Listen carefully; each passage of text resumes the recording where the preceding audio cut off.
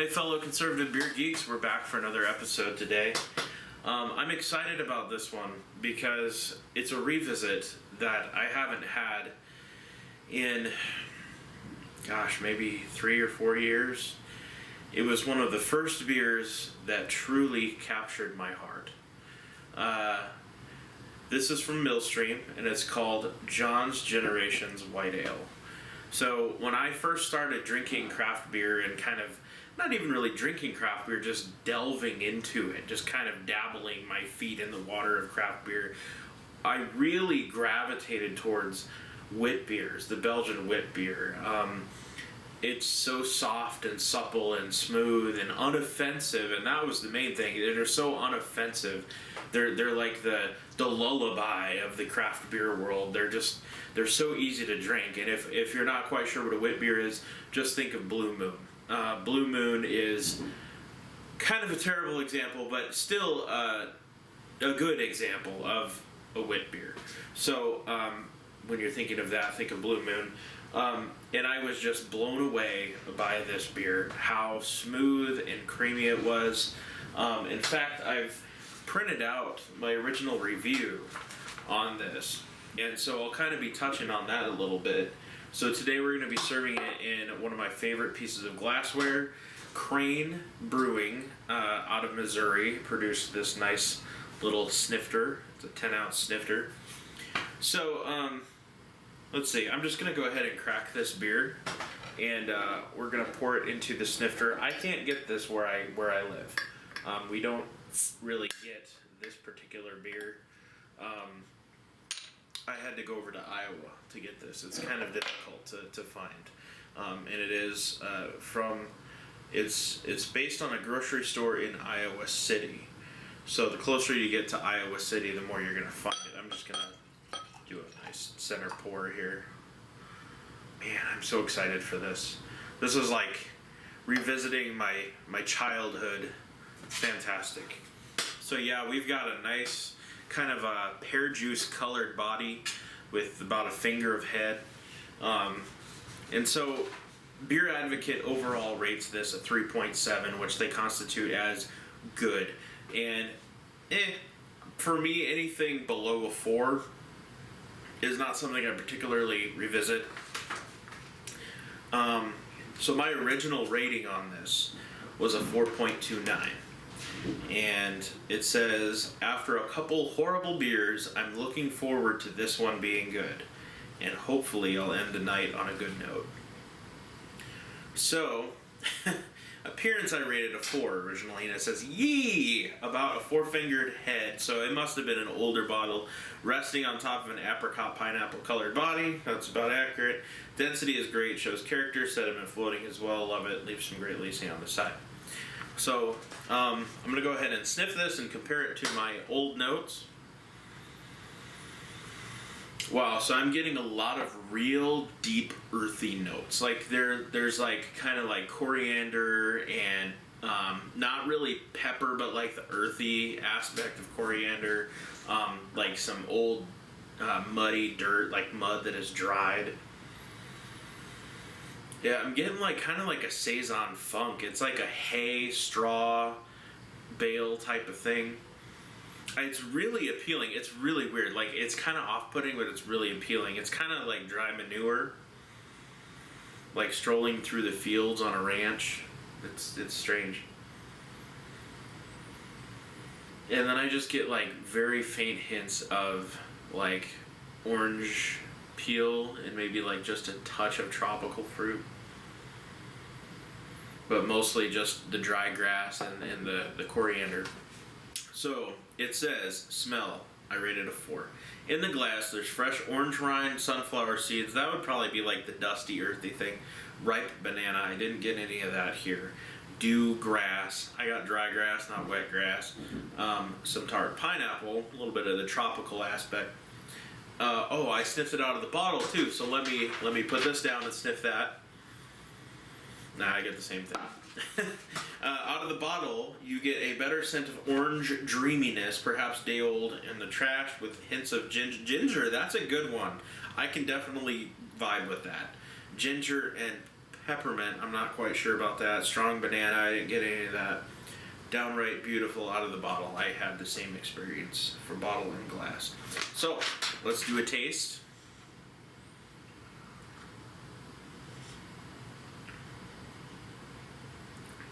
That's pretty solid. That's a pretty damn solid wit beer. One of the better ones I've had.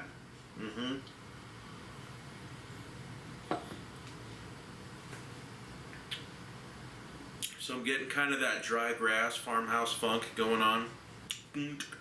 Funk. Dry grass. A little bit of clove.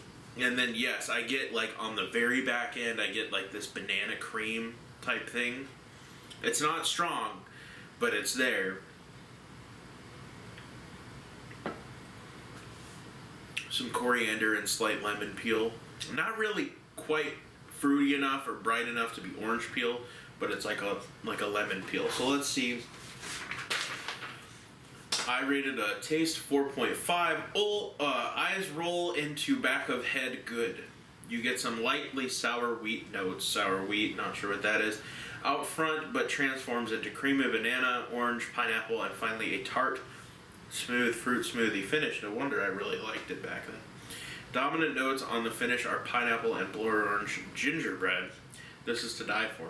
So it's entirely possible either my palate, probably a little of both, my palate wasn't quite as refined, and I was kind of picking up notes that maybe weren't there, but it's entirely possible I was. Oh no, America's dying, my flag's falling down. Damn liberals. It feels it. The flag feels. A law was just passed just now in some odd state and odd city in the United States, and the flag is sad. So, damn it to hell. Anyway, where was I? So, like, the gingerbread and stuff, I don't get that at all, but, it's possible that they had a different recipe back then, or they tweaked it, or, you know, everything varies from batch to batch. So, yeah, some of this stuff I'm not quite getting. Definitely not the fruit smoothie. But it really impressed me. So, go with the feel here. Carbonated, still dry. Like the dry grass thing is just throughout the whole beer. Like 100%. Even the color, like you could say is like hay or dry grass. Got a little bit of chalkiness, but it's pleasant. It's not overwhelming. Moderate to high carbonation, not too high. Like almost zero warming alcohol. So for the feel, I said I rated a 4.5. If there's a creamy beer, particularly wit, this is it. I can feel it flow down the back of my throat like I'm drinking whole milk. That's thick. Out of the bottle, it has a slight pop to it that makes it curiously exciting. Let's see if I get this curious excitement. Sure, there's a little pop there. It's up there with some of the best finishes I've had ever. Oh, Jared, what you have to learn yet, what you have to experience yet. So, overall, I say, okay, so I'm just going to say overall, here in the present day, I'm going to say this is a highly competitive wit, and if you like wit beers, this is one that you have to try. It's not going to blow your mind completely, but out of all the wit beers out there, this definitely stands in probably the top 10 for me. It's very good. It's very good. Yeah, they know what they're doing. They really did it. They got a good one with this one. Overall, it says 4.29. Totally a winner for sure. Get you some. Smooth, creamy, buttery, full of pineapple, banana, blood orange, fruit smoothie. All with a back taste of creamy wheat. It's got this baked bread, gingerbread aftertaste to it. My goodness, if you could find it, grab it. So, I'm going to, here, let me do this. Maybe this will, you know what? Let's just check this out, because I'm going to pour the yeast out into it, and maybe it's going to change it just a little bit. Because a lot of the flavor gets locked in, gets captured and locked in to the yeast. There you go. I do that to my wife all the time, and it drives her nuts. Why wouldn't it? Wow, there's like some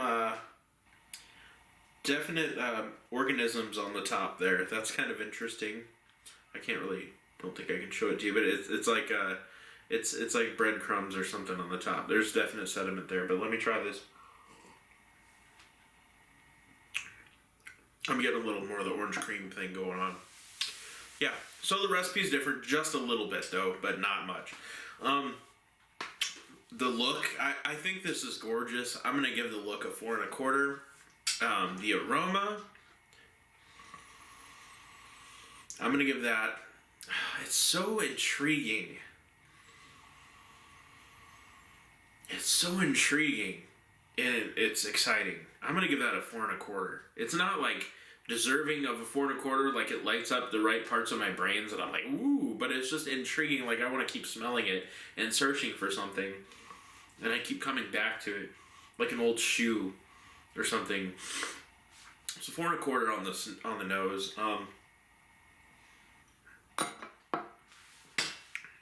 Flavor, I'm gonna give like a 3.75. It's good. It's not fantastic. The feel. Oh, I get a lot of nice bread on the finish. I'm torn between 3.75 and 4. Which we're still gonna stick at 3.75. Feel, I'm gonna give it 3.75. So overall, let's see, we've got 4.25, 4.25, 3.75, 3.75. We're gonna give this a 4.05 overall. So my rating did fall a little bit, but it's greater than the BA average, and it's something I would definitely come back to. So yeah, Millstream, ladies and gentlemen, John's Generation White Ale. Definitely get some if you can. It's not easy to find. I kind of wish I would have picked up a 6-pack when I had the chance. I just grabbed a single instead, though. Still not. I'm not regretting it. I think it was a great decision to get this. And their labels, man, I gotta say, their labels are never straight on there. Like, I don't know if you can see how cockeyed this thing is. So, see that? Like, it's so off. Look how, like, off that label is. That's crazy. But all the beers, all of their John's Generation White Ale, for some reason, they cannot get their labeler straight. And I think they tried to, and at one point they just said, screw it, and just started slapping them on and throwing them out to market. So, that was weird, but it doesn't matter, because the beer's good. Keep your guns, eat meat, and drink good beer, folks. We'll see you next time.